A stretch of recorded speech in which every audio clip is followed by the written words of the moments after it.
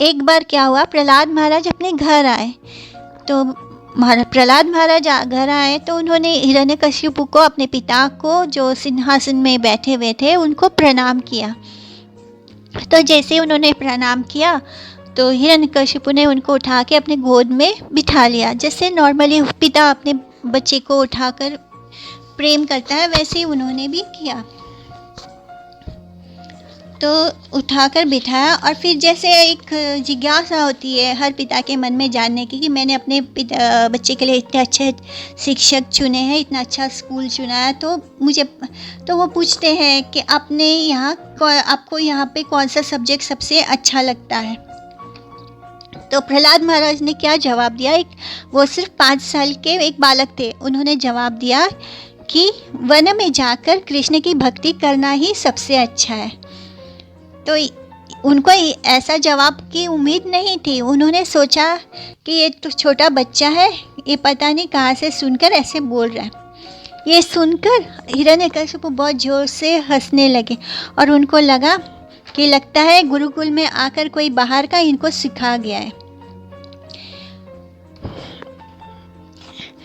तो ये सुनकर हिरण्यकशिपु का दिमाग, उसको लगा, फिर भी उसको गुस्सा नहीं था क्योंकि बच्चा सिर्फ 5 साल का है, इसलिए वो नहीं समझ पाए। उनको यही लगा कि ये शायद किसी ने आकर इसको बच्चे को सिखा दिया है।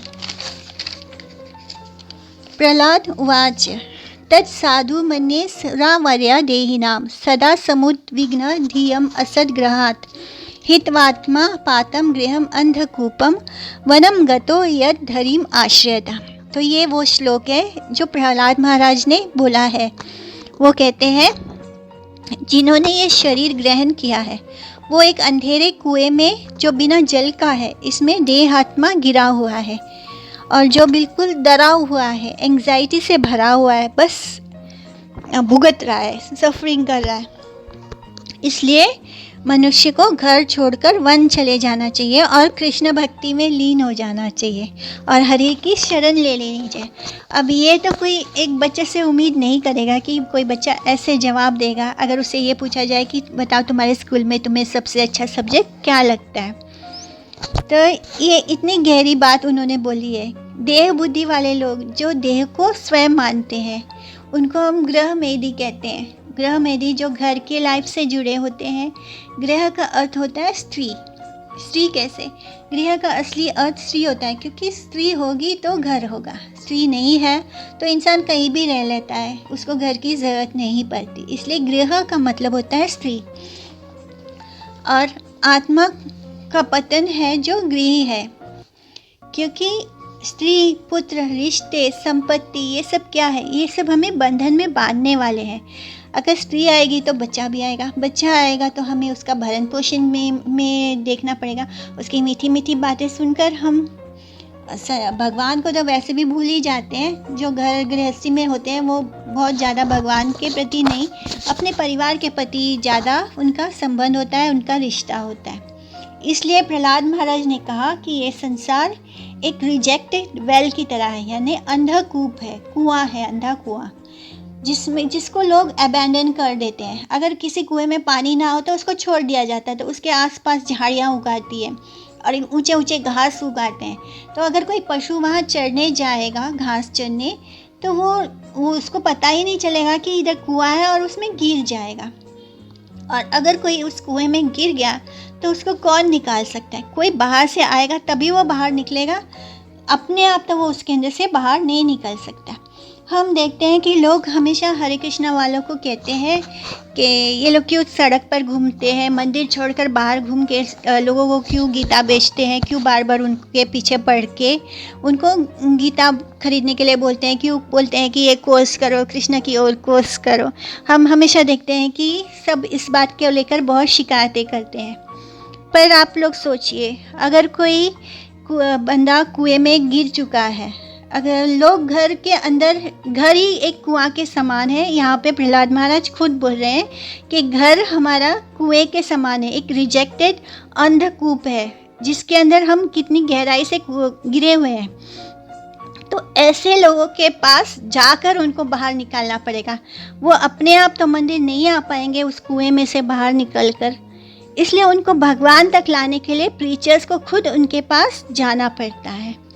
ऐसे ही विवाह के समय पति जो अलंकार देते हैं स्त्रियों को, पत्नी को, तो उसमें उन्हें जपमाला भी देनी चाहिए, क्योंकि गृहस्थ जीवन में रहने का मतलब है कि आपके सेंटर में भगवान होने चाहिए। अगर सेंटर में भगवान नहीं है तो ऐसा गृहस्थ जीवन को ही अंधकूप कहा गया है। पति और पत्नी दोनों को भगवान की शरण में होना चाहिए, और जब वो दोनों के बीच में भगवान जी होते हैं तभी वो असली में गृहस्थ आश्रम कहलाता है, नहीं तो वो सिर्फ गृह मेदी होते हैं। जो भगवत स्मृति नहीं सुनता वो अंधकूप में है।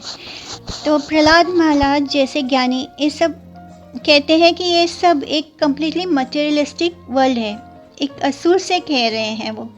और वो असुर कौन है? हिरण्यकशिपु, जो बहुत ही हट्टा कट्टा, उनकी हाइट कितनी होगी पता नहीं, मतलब ऐसे शास्त्रों में वर्णन है उनका, लिखा हुआ है कि मतलब इतने ह्यूज थे हिरण्यकशिपु।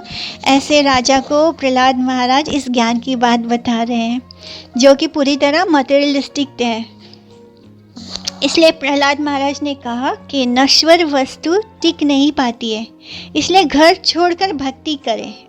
हम अभी इस समय ऐसे नहीं बोल सकते। हम क्या कर सकते हैं? अगर किसी के घर में भक्ति के अनुकूल परिस्थिति है तो उन्हें घर छोड़ने की ज़रूरत नहीं है। प्रहलाद महाराज का यही उपदेश है कि आपके घर में अगर प्रतिकूल परिस्थितियां हैं कृष्ण भक्ति के लिए तो आपको घर छोड़ देना चाहिए, लेकिन कृष्ण को नहीं छोड़ना चाहिए।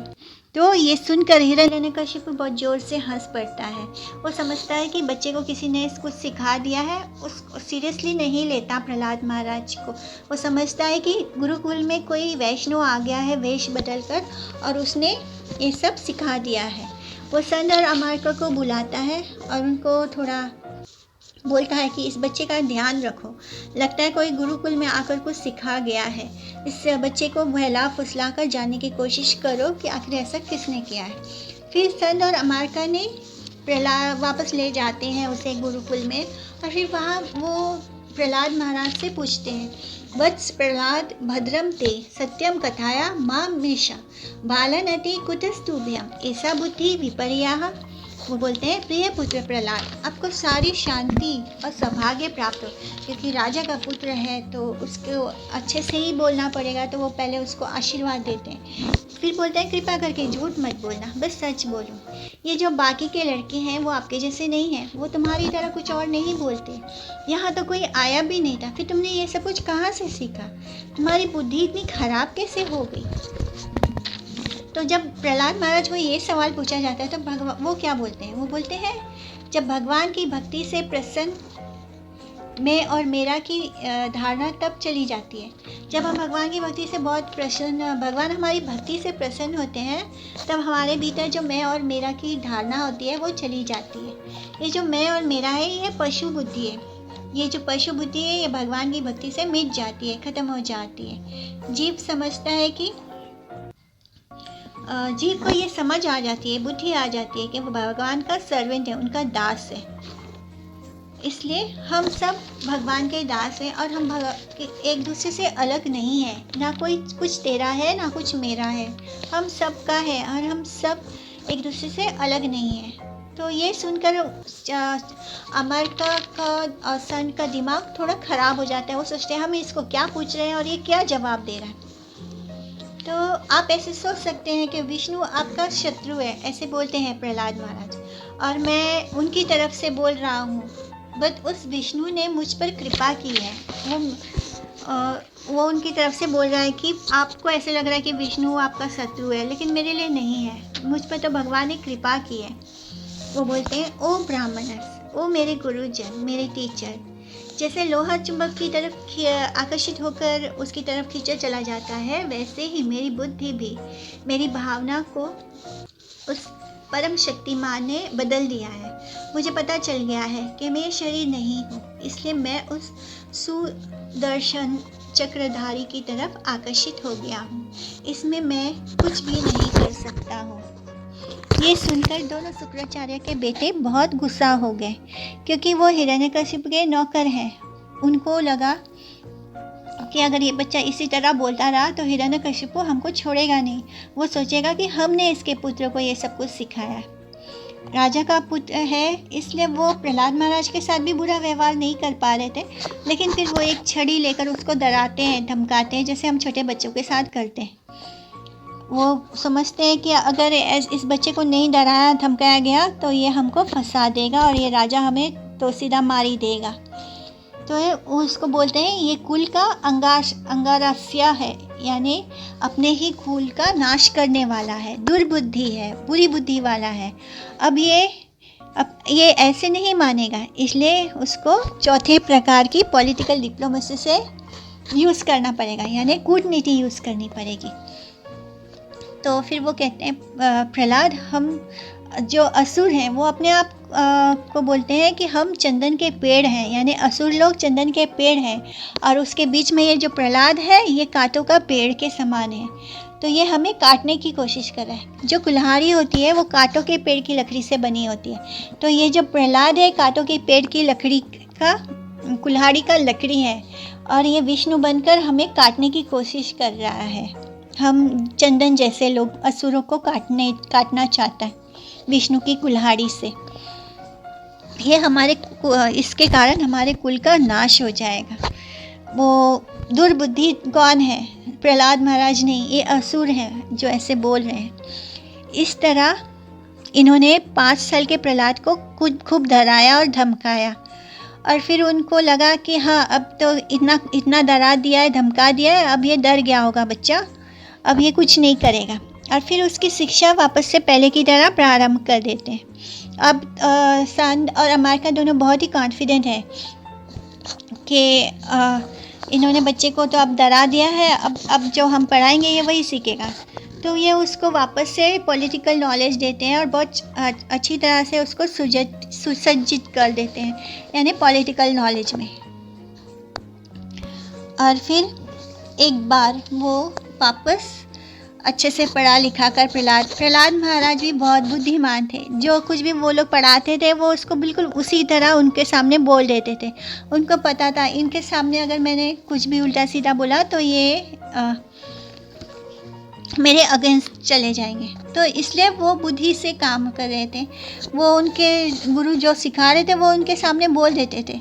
तो ये बड़े कॉन्फिडेंट थे सांड और अमारिका। और फिर वो इसी कॉन्फिडेंस में हिरण्यकशिपु के पास लेकर जाते हैं प्रहलाद महाराज। जब वो लेकर जाते हैं तो प्रहलाद अपने घर जाते हैं और पहले अपनी उनकी माँ के पास जाते हैं। जैसे कि एक छोटा बच्चा होता है वो सबसे पहले अपनी माँ के पास ही जाएगा, फिर माँ उसको सजा धजा कर अच्छे से स्नान करा कर, क्योंकि गुरुकुल रहकर आया है बेटा, तो गुरुकुल में बच्चों का ध्यान खुद रखना पड़ता है, कोई और उनका ध्यान नहीं रखता है। उनके बाल जटा हो जाते हैं। तो माता कयाधु प्रहलाद महाराज को खूब अच्छे से तैयार करती है और फिर अपने पिता के पास भेजती है। तो वो वापस अपने पिता के पास जाते हैं जो सिंहासन पर बैठे हुए हैं। वो क्या करते हैं, प्रहलाद महाराज उनके सामने दंडवत प्रणाम करते हैं। और फिर जैसे ही इतने छोटे से बच्चे को देखते हैं दंडवत प्रणाम करते हुए, काफ़ी दिनों के बाद वो प्रहलाद महाराज को देख रहे होते हैं हिरण्यकशिपु। और जब देखते हैं तो फिर उसको खूब आशीष देते हैं और फिर उसको उठाकर आलिंगन कर लेते हैं, अपने गले से लगा लेते हैं। जैसे ही वो उठता है प्रहलाद उसको अपने गले से लगा लेते हैं और फिर उनके आँखों से खूब आंसू बहने लगते हैं। और फिर वो अपने आंसू से ही उसको पूरा गीला कर देते हैं, जैसे कि अभिषेक कर दिया।